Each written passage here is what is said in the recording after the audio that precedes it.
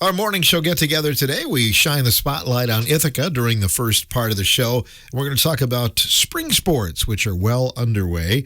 Joining us is head track coach for Ithaca Weston, Gina Lorenz. Gina, how you doing? Good. Thanks, Phil. How has the Thanks season for having gone me. so far?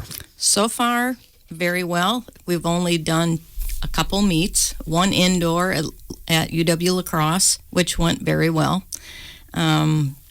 The next meet we had was just a qualifying meet, and that was at UW Whitewater, the state indoor meet, and Clayton Lee was the only one that qualified for that meet.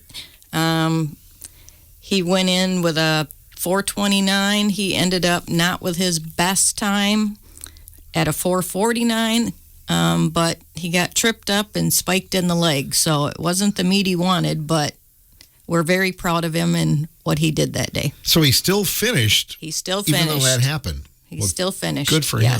Yes. Yeah. And Clayton, if we spend a moment about him, he's had quite the career, but I know you followed him with the cross-country team last year, too. Correct. He was part of the cross-country team, which went to state as well. Yeah. So better prepares them. I think you encourage your athletes to try and do that fall sport, too, if they can, right? Yes. Yeah. You've been a part of the Ithaca Weston co-op now for a number of years, and it seems to be going well. Yes, it has been going well. They're easy to work with. The administration up there is good to work with. They communicate with us. We communicate with them. We got a good bunch of kids from Weston that's out, and we gel really well as a team. Your boys' team has scored pretty well. Do you have pretty good numbers for the boys? Boys, we have, let's see, we probably have about a dozen boys out. Girls, we need more girls. We could recruit. Uh-huh. Yes, we could use a few more girls. And it seems like it goes in streaks because there are some years where it's just the opposite, where you have more girls. Correct, yeah. It used to be where the girls' team was the powerhouse team, and now it's flipped the switch there. But, yeah, the boys we have are doing an awesome job. They've set some really high goals. It seems like daily they walk by that case in the hallway that has all the school records, and they're looking to beat some this year. So, yeah, it's a good goal to have. You had some that you broke last year, didn't you? Yes, every year we have some we beat. Sometimes it's their own record from the year before. It's just constantly we stress, improve what you can do and get better. And I think some of them, maybe even one of them last year, was a really old record that you beat too, wasn't it? Or do you recall? Clayton always breaks a record. We always have the Peterson girls, which they've both graduated. They were breaking records. Some of the relays, I know they're really focused this year on that 4x8 relay, breaking the record. Right. And so they've had a nice start. I know you don't want to be peaking right now. No, right? We don't want to be peaking right now. And sometimes they think they're going to do it this meet. We don't want them doing it this meet, really. They need to be focused and see what they need to do at the end of the season, because our WIA tournament is always changing with different schools. So you always have to scout out those other schools, see what they have. Like this year, Perdasheen has moved down with us. So, I mean, that's a whole different ball game there. I noticed Perdasheen was at the meet at North Crawford the other night, weren't they? Yeah. Yes, they're a tough team. You never know who you're going to get in our tournaments. I mean, one year we have Kickapoo with us, Kickapoo, North Crawford, some of those teams. But then this year they come out of our regional, you throw Perdasheen in, Kickapoo goes another way. So it's like it's always getting the focus on who you need to get the numbers down to where we need to be, who's going to be the runners. Yeah, get our game plan down. Kickapoo seems to be one of the teams to beat in the conference. Is that the case? They have numbers, yeah. And it always helps when most of these bigger schools, like Kickapoo, they have a track. I mean, they have a facility that they can run on every single day of the week. We're running the Bulldog Loop, up Little Willow, around the school, the bus lane, the sidewalk, the hills. Yeah, so that's what we have to work on. Sometimes even the school hallway and the gym. I mean, that's where we work on our events. Yeah, and I don't know how many schools realize that, especially when you go to the next levels. Correct. And, when you go to state, I wonder how many of those athletes at state don't have a track back at home. I know. It makes it a challenge. It makes practice a challenge. I mean, especially when the weather's not cooperating. Do we pull the high jump mats into the gym? I mean, still we're working on getting the pole vault mats put up. We're working on getting pallets. I mean, there's always something that we have to work on and get approval by the school to make sure we can get our equipment out and it's not in anyone's way and it's stored properly. Yeah, there's always a challenge. Where do you work on your field events outside then? We do have a long jump pit. It's not the perfect long jump pit, but it's a pit. Discus, we do have a discus ring. It has a little dip in it, but we make it work. And our shot put ring is down by the buses. So if the buses are coming in, we have to get out of the way. But you persevere, and I think maybe it makes you better in the long run, right? Yes. Yeah, you can hope that. And as you look at track through the years, any highlights? Because you've been doing this a long time, Gina. It's probably been 20 plus years. Yeah. I mean, it's just fun to see the kids come out, work hard, and prove that a little school like Ithaca and Weston together can do the big things that all these big D1 schools can. I mean, we can be competitive with them. It's just a mindset, work hard, determination, and just go out there and give it your all. I know you've been up at the top for some meets over the years. Is there one that stands out where the girls, I think the girls had some really good success a few years ago, didn't you? Well, a few years back, we won conference in the girls. In 2012, we won conference in boys, which was very exciting. I remember Paul Freeze coming. He was our bus driver that night, and he came with the old championship banner that he had when he was in high school. He brought it along for good luck, and we made it. So then we put the 12 on there with masking tape. It was just a cool night. And a good bus ride home. It was a good bus ride home, oh, yes. Sure. You know, and track athletes, it's a special person that does that because, you know, you're out there, other than the relays, you really can't blame anybody but yourself, can you? Right. It's, we talk about who they need to stay with in their races. A lot of times these papers are just numbers. Sometimes it's their best race from maybe the year before. So don't let the heat sheets get in your head. I mean, it's anybody's day. It's whoever's prepared, warmed up, ready to go. It could be your day.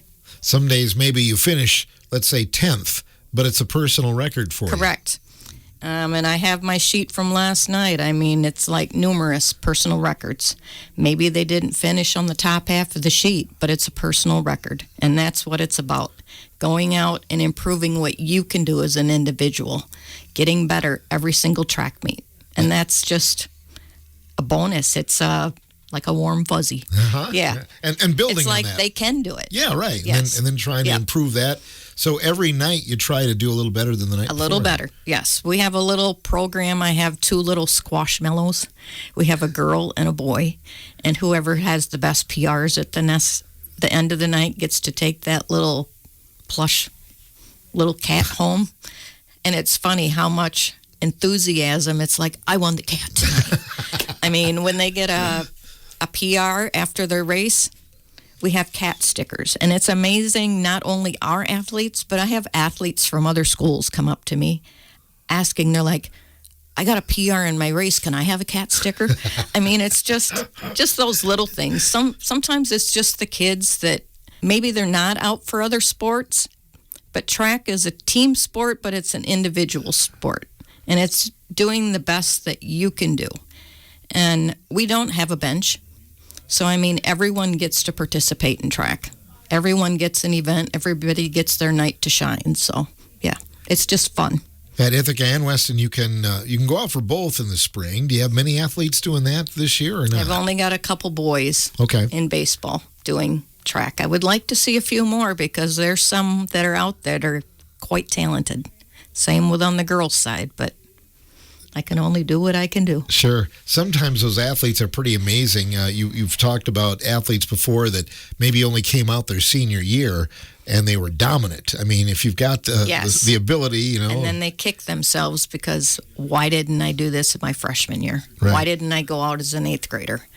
It's like, and they see they really can do it. I mean, I'm going to give Gavin Birch a little PR here, but he was one of them. I remember he came out his senior year. His 4x8 team made it to state, and he's like, why didn't I do this earlier? It's just good to see that. Right. I always thought running was punishment, but, others don't look at it that way, right? But it's funny. They think it's punishment, and then they get out of high school, and then they're running marathons. I know. That is very true. Who's helping you coach this year, Gina? Okay, this year it is Brenda Walton, Julie Thompson, Jason McDonough, and myself. So I have a good crew. We all gel well together. We get along with the kids. I think the kids like us. We do whatever we can to make this a good experience for these high school athletes and make it a good 4 years, because that's what it's about. Mm-hmm. Making the most of the 4 years they have there. Very much so. And you've got coaches that have been around for a while. Do each of them have kind of their area of expertise that they offer? Jason helps a lot with the throwers, and a lot of times just boosting the kids' spirits up. Give them the extra pat on the back, get them motivated. Brenda's more of our distant coach. Julie works with the jumpers and the sprinters. And I kind of fall in mostly with the throwers, but I'm kind of like everywhere. Paperwork and pictures and, Experience, so, right? Yes, yes. Yeah, and you would have been coached by Mike Stoddard, right? Was he your track coach? I had Gary Gutnick. Oh, Gary Gutnick. Yep. All right. Well, yep. So I see him all the time, too, and he's always stopping me and asking me how things are going. So. Yeah, well, he was one to push you a little bit. Yes. Those laps around the Bush Flat Bridge and up Rose Hollow. Back when we had the track on the football field. Yeah, there was set up the cones. There was a ring on the football field. Like a cow path. Yeah, absolutely. But you make do. Yes. When's the next meet coming up, Gina? Saturday is our next meet at New Lisbon. So I think it's supposed to be in the 60s. Ooh. I'm hoping so. I do have a new experienced baseball player planning on going, so we'll add one more boy to the roster. So yeah, so that's exciting. And then after that, it will be the following week on Tuesday. We will go to Brookwood to their brand new facility. Oh, well, good luck with that. Yes. I always think about track athletes and how you're out in all kinds of weather, because you're out there sometimes when baseball and softball gets canceled and you're still going, right? Correct. Yep. If there's no lightning, we're still going. So last night, it was not bad when we first got there. The sun was shining. It was in the 40s. But like I told the kids, when the sun goes down, it's going to be in the 30s and cold. And they believed me. It was cold. Yeah. And we were in our shorts and tank tops. But yes, they made the best of the situation. And then by the end of the season, you get to sectionals, you get to state, and you have some of the hottest weather of the year. It could be 100 degrees. Then we do the other. We get the hand towels, the ice cubes, the water bottles. Sure. Yes. We do with what we have to do in all the weather. And one of the keys to track, too, is stretching. And, before and after, I'm sure you're really focused on that, too. Warm up, cool downs, making the most of every event. Keeping loose, warmed up. We don't want injuries, because an injury could take you out for a season. So we really do stress that. And working with the Richland Hospital, our trainer, Lindsay, she does a lot of really good things for our athletes. She helps them out, gives them stretching programs, ideas to fix what is maybe hurting them. So, yeah. So they do a very good job there. Well, thanks for what you do, Gina, because you probably are one of the longest tenured track coaches in the area. So thanks for keeping at it. I started when my daughter was in middle school, so it's over 20 years. So. Well, keep it going. Okay. Have a good season. You bet. Thanks for having me. Gina Lorenz joining us in this portion of the morning shows. We put the focus on Ithaca schools here on today's morning show. On our morning show, Kyle Kelly is in the studio with us as we put the spotlight on Ithaca spring sports here during our morning show time today. So how's it been going so far in the season, Kyle? It's been going pretty good. We finally got our first game in yesterday, so it was nice after all the practice to finally get a game. Beautiful. And what about weather? Because I think it started out pretty well, right? It's spring in Wisconsin. It's going to change by almost the hour. That's why I tell the kids, like, well, it's about a 50% chance of rain. I'm like, well, it could be 75 and sunny, and it's always going to be a 50% chance of rain in the spring in this state. So How do you keep their minds in it when it's like 30-mile-an-hour winds on a 40-degree day? I just kind of say, got to stay warm, do some jumping jacks before you get in the box, stay moving in the infield or outfield. Let's talk about that game. You played with Potosi. It was kind of an early, typical spring game, wasn't it? Oh, yeah. Like I said, some stuff has to get polished for sure. But like I said, definitely looked like an early game. Weather-wise, just how things went. But there's definitely some promise there, some stuff to build off of. What about turnout? How's that this year for Ithaca? We have about 22 kids. So you have enough for a JV program? Yeah, we're super, super fortunate to have that. Who's helping you coach this year, Kyle? I actually have been here long enough that 2 of my former students are helping me coach. So I kind of all of a sudden turned into the old guy. Aaron Hipsch and Micah Salisbury. Okay, so that's a good group. And then who takes the JV when the varsity are home to practice? Micah. Micah does. Okay, yep. That sounds good. Let's talk a little bit about Ithaca baseball history because it's a long, rich tradition. How long have you been a part of it? 11 years. You coached with Danny Clary. Yep, I was the whole time Danny was there. I was with Dan. Mm-hmm. So you had a chance to experience 2 state champions. Not very many people can say that. What was that like? It was super, super awesome. Like I said, just grateful because, like I said, you never know when you get that opportunity again. 2023 was definitely wild. It was. Well, 16, when you won it then, it was a little bit different because you got the lead in those games and you held it, right, in the championship game. That year, too, though, they were behind like every game in the playoffs at some point, I believe, in 2016. I think they were behind almost every playoff game. Mm-hmm. And the walk-off by Joey Clary in the sectional, is that one of the biggest moments? Yeah, that was pretty awesome. What people also, just a fun fact of it, his brother Jimmy was playing basketball in the basketball courts during the game, and the ball came somewhat close to him. So that's just a random fun fact of the day. So he wasn't paying attention to the he was. tightness of the game. He was paying attention.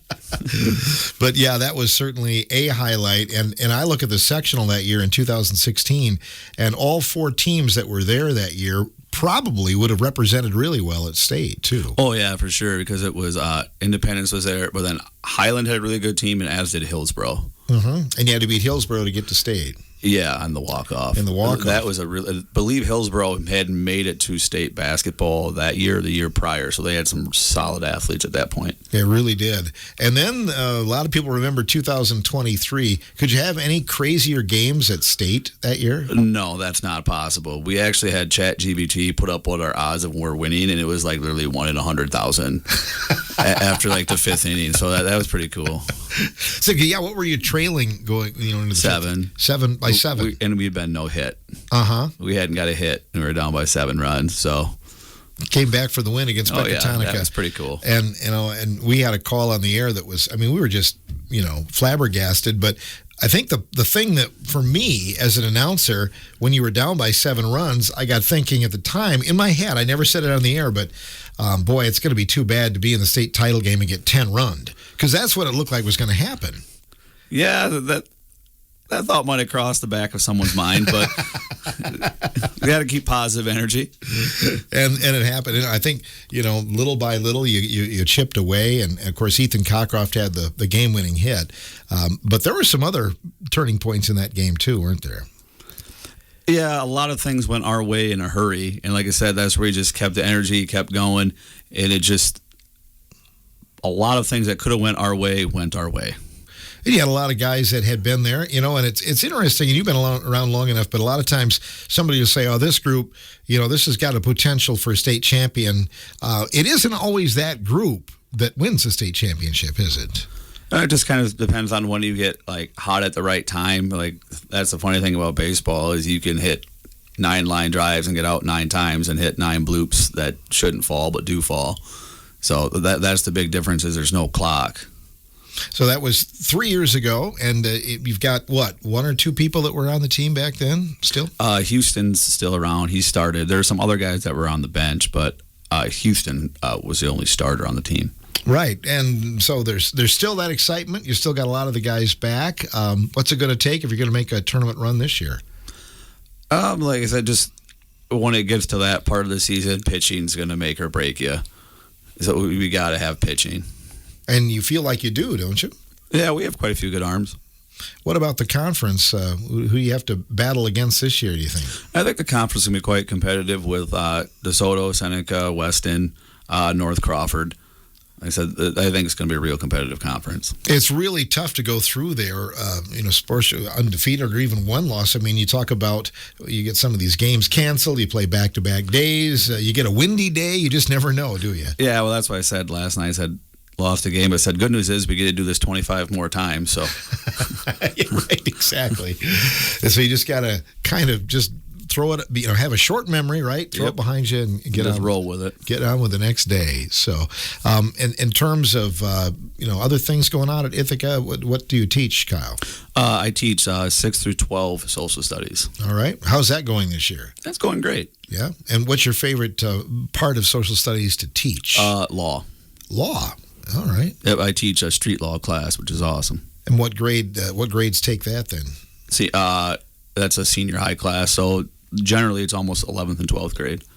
And you're kind of old school because you're the teacher and you're also the coach. So I think that gives you an advantage, doesn't it? You see the kids in the hallways during the day and you kind of know what's going on. It definitely helps because there's more of a positive relationship there, but it definitely is two separate worlds. Uh-huh. Like it definitely helps that I have the relationship already kind of built, but it truly is two separate worlds. I'm sure of that. But in terms of getting athletes out, maybe you can do a little recruiting in the hall, right? Yeah, that helps a little bit. Mm-hmm. Encourage them, hey, you should be out for baseball. Yeah. And you coach wrestling too, right? Yes, I do. Uh-huh. So it keeps you pretty busy during the year. Yes, it does. Right. And as this airs on Friday, next game's coming up for the Ithaca baseball team. Next week we have about 475 games. Yeah. We play Monday up to Stoddard, so against DeSoto. Thursday, I believe it's Lafarge. Friday, we play at New Lisbon. But then Saturday, we play at the first annual Bulldog Bowl in Boscobel. They had reached out to us and asked if we wanted to play because they're playing Chautauqua Weyerhaeuser, who are also the Bulldogs. So absolutely, we got involved in that. That's going to be a fun time. That'll be great. So definitely a team named Bulldogs is going to win that thing, right? Absolutely. Absolutely. It's such an interesting season because you get going and it seems like, wow, it's a long season, but it goes by really quickly, doesn't it? Once the game starts, it flies by. And you've got games nearly every night, it sounds like. Yeah, once we get going, yeah. Good deal. Well, thanks for coming in and seeing us. We hope it's a great year for the Bulldogs. Awesome. Well, thank you. You bet. Kyle Kelly joining us, Ithaca baseball coach, on this portion of the morning show.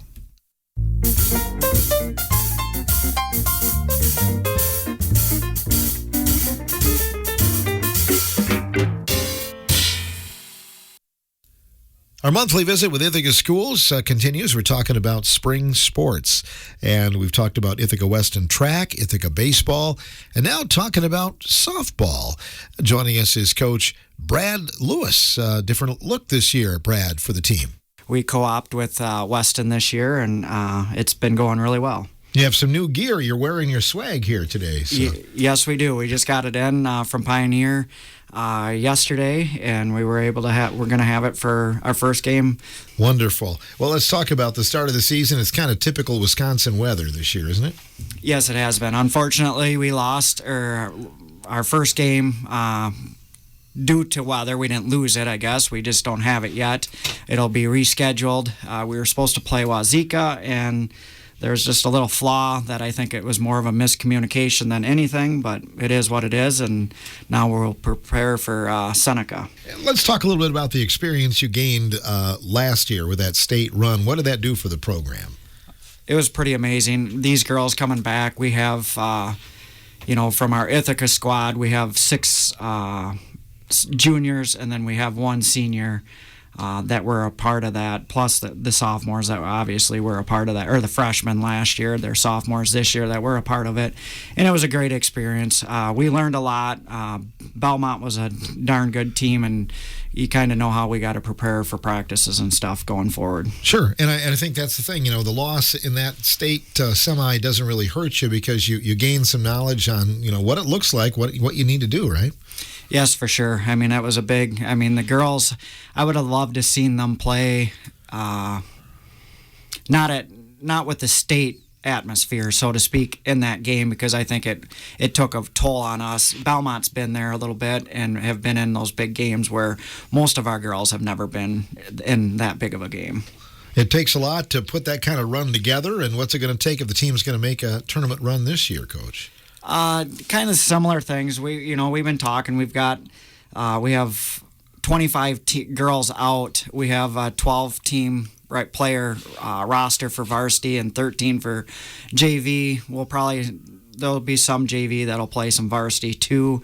It's just getting the right lineup together. We're going to experiment going here early in the season, and hopefully everything starts clicking late in the season. And I think, the big thing is getting the girls to come out. That's wonderful that you have those kind of numbers, isn't it? Yeah, it's been awesome, and then we've gained more coaches in that aspect too, and we have a really great group of girls up there. They work hard. They're a lot of fun to be around, and look forward to my day at the end after work coming up there and working with the girls. Who is helping you coach this year, Brad? So I'm the head coach. Last year, Paula Bowen was a co-head coach with me. She has stepped down. We kind of used last year as kind of a transitional year, and that was really good for me. And then Trent Boland was the assistant coach last year, Trenton Boland, and he has stepped down from the assistant paid assistant, so to speak. He's still coming in and running all our hitting drills and all that, so he's unpaid. Shelly Maxwell has taken his spot as the assistant coach. And then, like I said, Trenton will bounce between JV, varsity with hitting and whatever. He's just awesome to have up there. And then Larry Villiard and Bailey Miller are our coaches for JV. And Larry Villiard has been awesome.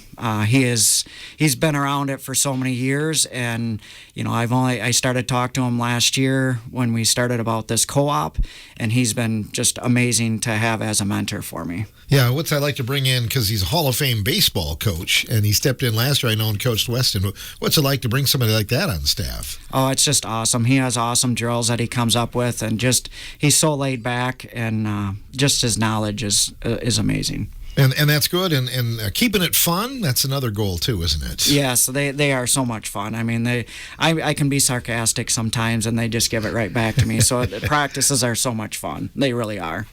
Well, let's look at the season in the conference. I know you got the Seneca game. You've got some other contests coming up here, but who do you think the biggest competitors will be for Ithaca this year?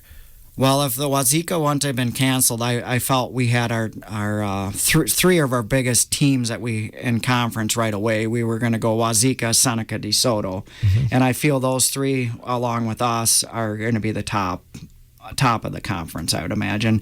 Wazeeka's down a little bit just because their junior pitcher, that Brianna Ray, she is dealing with hip injury. I believe she has to have a surgery, so they're kind of limited, from what I hear, a couple innings, but which is unfortunate because she is a good athlete. Seneca brings their pitcher back, Bridget Hall. She's a senior this year. She's consistent. She doesn't walk a lot, and then DeSoto has that Alico, I believe is her name, pitcher, and the returning pitcher from last year too. And who will pitch for the Bulldogs this year? J.C. Maxwell get quite a few innings, and then Valerie Bauer from Weston that is with us now it'll kind of be our 1-2 punch. That's wonderful. These girls are very sharp, all of them, and I know they're involved in other things. That's one of the challenges of being a spring sports coach is you got a lot of other contests other than athletics, right?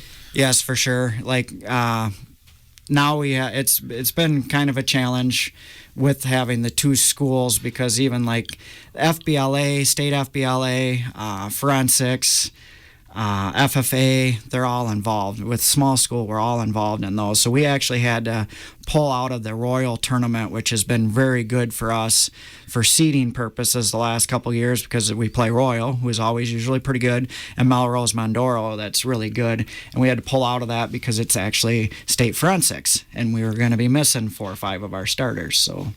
Yeah, important that you do that and work together and get all those things done. Is Ithaca going to have a tournament this year? Yes, Ithaca will still have the tournament, and then Larry had picked up Riverdale's tournament from last year when he was with Weston, and he kept that, and we were possibly going to send our JV to that one, but now that one fell through, we'll send our varsity to Riverdale tournament, so we'll still have the two, the one that we host and then Riverdale, and then that same day that Riverdale tournament is, our JV is going to be going to the Wisconsin Heights tournament. Wow. So we'll be kind of spread a little thin that day, but it'll give the girls a good chance, a lot of playing time. And I think you play Riverdale in a non-conference game other than that tournament too, don't you? Correct. We just got the schedule for the Riverdale tournament too. So we play Riverdale like the week before that week, like Tuesday, and then we have the Riverdale tournament. And we actually aren't going to play Riverdale at their tournament. We'll play Whitehall and Pecatonica now. It's an interesting season, Brad, because you start out and you hurry to get ready, and then, boy, you got to be ready just about every night. And especially the unknown is weather, isn't it? Yes, unknown as weather. I mean, fortunately now we have, where we've been doing indoor practices, we've been taking advantage of the Weston facility where we have a batting cage. Unfortunately, at Ithaca, we have a batting cage, but we're stuck in the multi-purpose room, and that's not big enough to host 25 girls now, which is a good thing. Having 25 girls is good. So you've coordinated the practices, so you go to Weston if you have to go indoors then, it sounds like. Yes, correct. We've been doing, so we just split up. This was our first week split up between JV varsity. If we'd been inside when we were together, we'd go to Weston, outside at Ithaca. And then now going forward, most practices for varsity are at Ithaca, where JV will be at Weston, or CAS. The sport of girls softball has really evolved. I've been covering it now 30 years, actually 40 years. Began in the late 80s, but it's really evolved as a sport, and it's really, specialized. Some of these teams are just amazing to watch, aren't they? Yes, they are. I try to encourage the girls all the time. I said, we can go over practice, all the things, but you really got to watch some of the college softball because they're amazing athletes. It's so quick. It's a game of inches, and a bad inning. One bad inning can lose you the game or win you the game. Right. Defense is so very key and overlooked sometimes, isn't it? Yes, for sure. You try to tell them not to panic, and we've been really pushing that to really go over situations, why the pitch is before the pitch, and then just react, because that's about what you have time for, is to react for the ball. How fast are some of the pitchers pitching now? Any idea? Not positive. We scrimmaged Richland Center a couple weeks ago, and Kyrie Fisher is the real deal. I work with her dad. I've heard she's clocked around 65, and that's darn good. I feel JC, our pitcher's got to be pushing. I don't know if she's ever been clocked, but she has to be pushing 60. So that's a fast pitcher for high school. Usually if you're mid 50s to upper 50s, you're darn good for pitching for high school too. You played a lot of softball, Brad, too. That's not a lot of distance between the pitcher and the batter. You don't have a lot of time to react as a batter, do you? No, you don't. I will jump in the batter's box sometimes with the girls, and that's my biggest fear. I feel I can place it to them sometimes, but my biggest fear is coming back at the pitcher with them. I practiced the other day. I got Val, and I felt horrible, and she's like, "I'm all right. I hit my glove." I'm like, "Okay." The other thing, as a fielder, and I've talked about this with Kyrie covering the Hornets too, but as a fielder, sometimes you might go 2 or 3 innings and go to sleep out there, but you can't go to sleep out there because next thing you know, the ball's hit to you. Exactly. We push that too. As I always tell the girls, in a game you might only get 0 to 5 balls hit to you, or you never know. But in practice, I said we're gonna hammer probably 20, 30, 50 balls at you at practice. I expect you to fail in practice, but we're gonna push you to your limits, so in a game time you're ready to go. Have you looked at the postseason yet? I know that's a long ways out, but are you pooled with the same group of teams that you were last year? We are pooled with the same group of teams for our regional and our first sectional game, but our sectional finals, we are pooled down in Belmont's bracket. So we'll have to play one of the best to be the best again to get to state. So I think their regional, whoever comes out of their regional, so to speak, is they have Belmont, Barneveld, Highland. It's their regional is real similar. We just meet at sectional finals, so to speak. Going south instead of north this year, then. Correct. Okay, sure. Anything else you'd like to add about the season or anything coming up you're looking forward to? I don't think so. I guess I would like to thank my bosses at Wirtz Plumbing and Heating for allowing me to take the time away from work and come in and coach, and something I really enjoy, a passion I have, and all that. And then I guess the administrations at both schools, they've been working hard and to make this happen. I'd have to say I didn't have any headaches, because that's not the truth, because I did. There was struggles, but everybody was there to help assist in going forward. And then our bus transportation, I know it's been with Rick Manning and Tammy Renish at Weston. They've been working hours of trying to get transportation for us, both squads to and from practices and our games. So I guess I'd like to say a big thank you to them too. And the community support that you get for softball, because you got lights put up a few years ago, and you've got now a real nice usable facility, don't you? Yes, speaking of community support, yes, all that. And then we just finished up our fundraiser, and we had just a tremendous support on that. So I'd like to thank everybody that participated in that fundraiser, because that goes a long ways. We can get a lot of more equipment. Now that we have 25 girls, we're going to need more stuff. So uniforms and bats and everything, right? Yeah, we're a new look now. We were purple last year, and Weston was blue, and now we're black with purple pinstripes and blue numbers and wording. They're pretty sharp. They look pretty sharp. They really do. Glad to hear it's working out, Brad. Yes. So good. Well, good luck this season. Well, thank you, Phil. Appreciate everything you do, too. Brad Lewis joining us on this portion of the morning show as we highlight Ithaca Spring Sports on today's morning show.